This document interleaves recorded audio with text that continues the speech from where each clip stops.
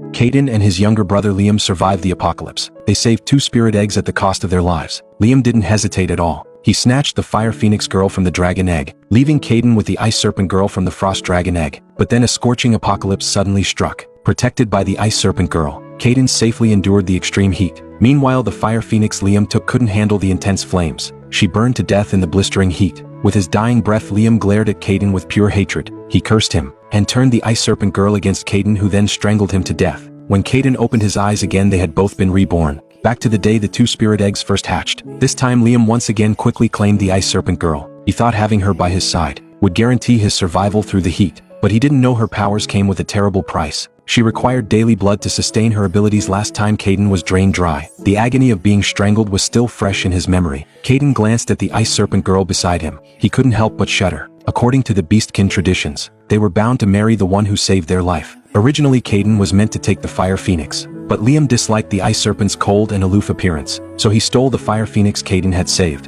Who could have predicted that a month later, the global climate would drastically change? The scorching apocalypse officially began. True to her name, the ice serpent possessed a cooling power. She could drastically lower the temperature within 3 meters. The fire phoenix was her complete opposite. Liam, who stole the fire phoenix, ended up burning to death in the extreme heat, while Caden, shielded by the ice serpent's power, was unaffected by the deadly temperatures. Liam convinced himself Caden stole his destined partner. So before dying, he manipulated the ice serpent into killing Caden. Caden tried to explain himself, but Liam cut him off immediately. Liam declared the ice serpent was his now. He would take her and Caden could have the fire phoenix. Liam eagerly wrapped his arm around the ice serpent girl's slender waist. Caden realized Liam had also been reborn. A slight smile touched Caden's lips. He had been wondering how to get the fire phoenix back. Liam only knew about the ice serpent's cooling ability. He had no idea it required daily fresh blood to maintain. Not only that, but her fangs carried a potent venom. Every feeding session was pure torture. The toxin spreading through the veins made life unbearable. In their past life under Liam's constant manipulation, Caden had been drained to the brink of death. In a way, he should thank Liam for ending his suffering quickly. This time Liam would get to experience it himself.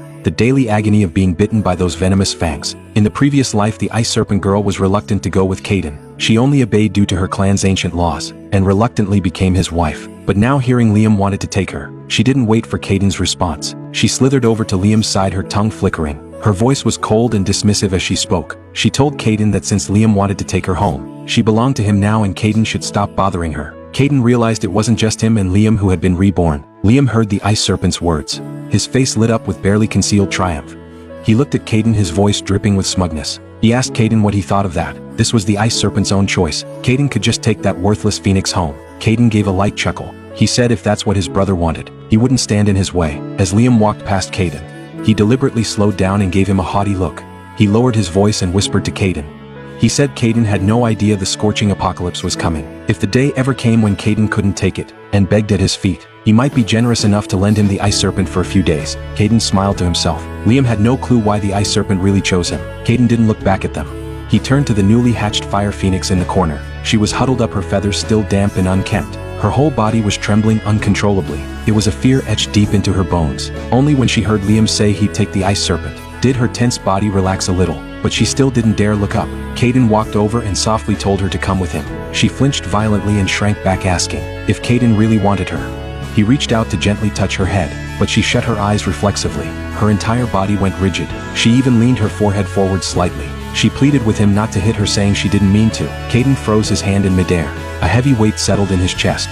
He asked her why he would hit her. He told her to look at him. After a long hesitation, she slowly opened her eyes. There was no hatred in them, only a deep, almost numb terror. In that instant, Caden understood. She had been reborn too. He started to ask if Liam had. Before he could finish, she curled into a tight ball. She begged him not to talk about him. Her wings clamped tightly around herself, as if she'd been physically stabbed. Tears tinged with blood welled in the corners of her eyes. Caden didn't press further, he simply drew her into a protective embrace.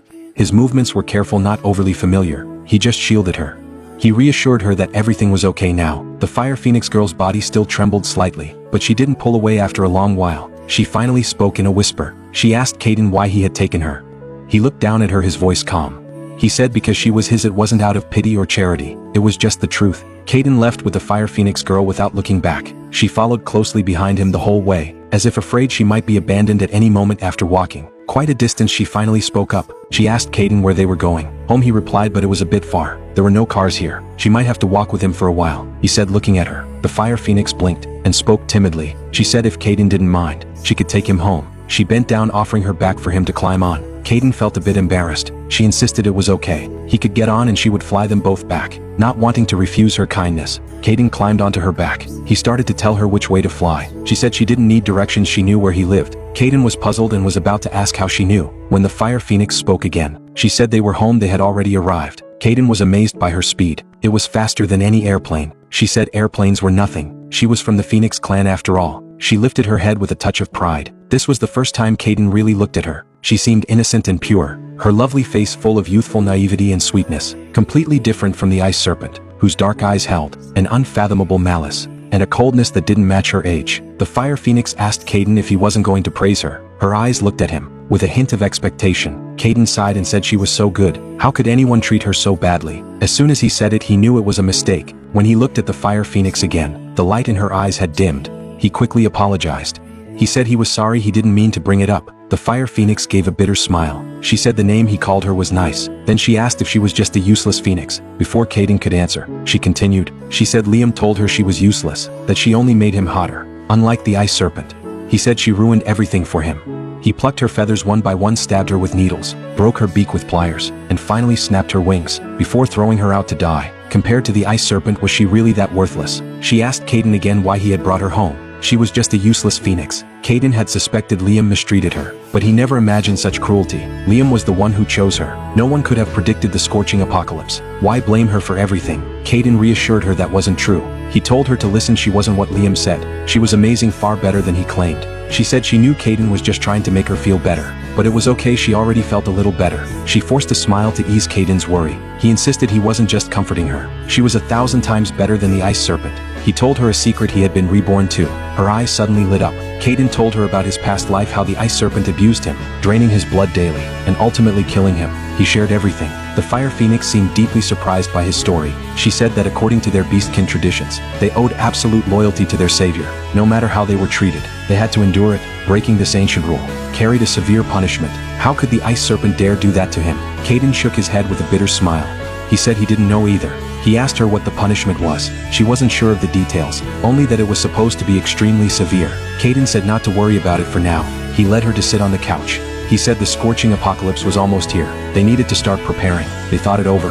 Buying air conditioners was useless during the apocalypse. The power and water systems would fail. Finally, Caden decided to go to his family's rural property and dig a very deep cellar. Cellars stayed cool in summer and warm in winter. Most importantly, they didn't need any equipment to stay cool. It was the perfect solution. The fire phoenix was not only fast but incredibly strong. She dug a cellar over 300 feet deep in less than a week, and during the digging, they even hit an underground water source. So now they had solved both temperature and water. Caden rode on the fire phoenix's back, down to the very bottom of the cellar. As soon as they descended, a chill enveloped him, a stark contrast to the heat above ground. Seeing him shiver, the fire phoenix quickly used her power to raise the surrounding temperature to a comfortable level. Caden said they had solved temperature and water, but what about food? That was simple, she said. She could dig another larger cellar nearby. They could plant seeds underground with sunlight and groundwater. Once the scorching apocalypse hit, the temperature down there would be perfect for plants to grow. They just needed to prepare 1 month's worth of food and wait for the seeds to sprout. Caden and the fire phoenix divided the work and managed to get everything ready just before the apocalypse began.